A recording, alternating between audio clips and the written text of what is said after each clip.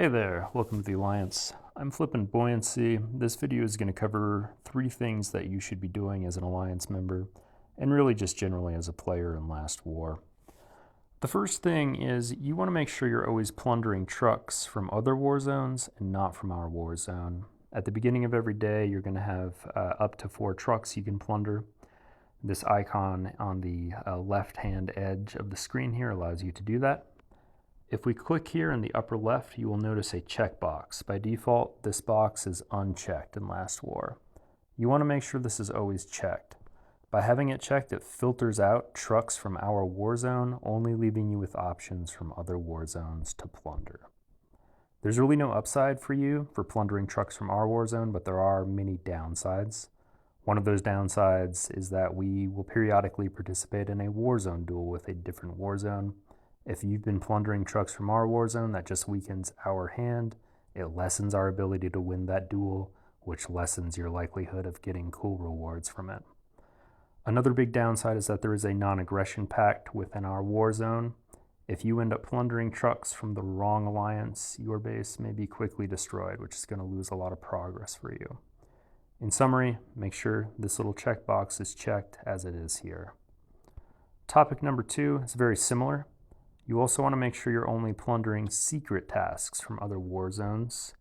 Let's pan around to see if we can find one. Here we are. It's a level 4 blue secret task right here. Now, if you click on a secret task on the map and it's an Alliance member who has completed it, you'll have the option of helping them finish it. Go ahead and do that. You'll gain points. But if you click on a secret task and it's with another alliance, in this case, this is 1FT, a terrible alliance, you will have the option to plunder from them.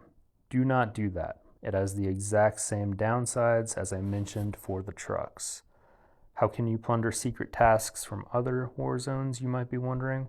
In a very similar way to how you plunder trucks. In fact, go into the truck menu, click on any truck. In this case, I don't actually want to plunder this white a normal truck, but if you click plunder, it will take you to the war zone for this truck. In this case, 1023, you can pan out, you can pan around, and you can find secret tasks here. You can plunder them to your heart's content. You can do this with any truck from any other war zone. Now, if you have already done all 4 of your trucks for the day, this icon on the left-hand side is going to be missing. The way to get into this menu in that case is go into your base, scroll over to your train station, and you will find a little truck icon here. Go ahead and click that. It will bring you back to the truck menu. Again, you can click any truck, click plunder, go to that war zone, pan around for secret tasks.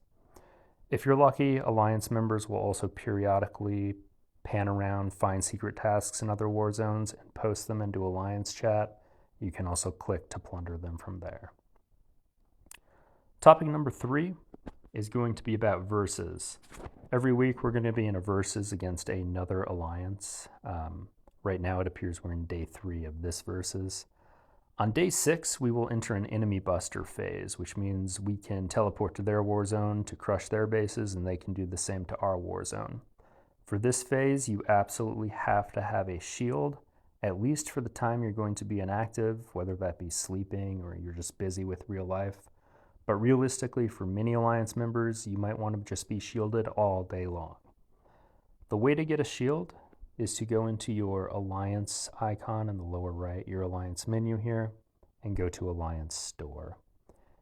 You will gain Alliance points as you complete tasks throughout the week. You will often have many more Alliance points than you need to purchase shields, but you need to make sure you dedicate some portion of those points to getting shields. If you're really committed to the Buster Day, you could potentially get away with just an 8-hour shield for when you're sleeping and be active for a lot of the rest of the day, or at least have your notifications on. Realistically, I'd recommend buying at least a 12, if not a 24-hour shield. You need to have this up every week on Buster Day. If you do not, you are just going to feed the other alliance. You lower our chances of winning that duel, which also means you lower your chance of getting loot. To recap all 3 of these things, number 1, make sure you're only plundering trucks from other war zones. Number 2, make sure you're only plundering secret tasks from other war zones. And number 3, make sure you save enough alliance points to be able to purchase a shield for Buster Day. Thanks for joining the Alliance.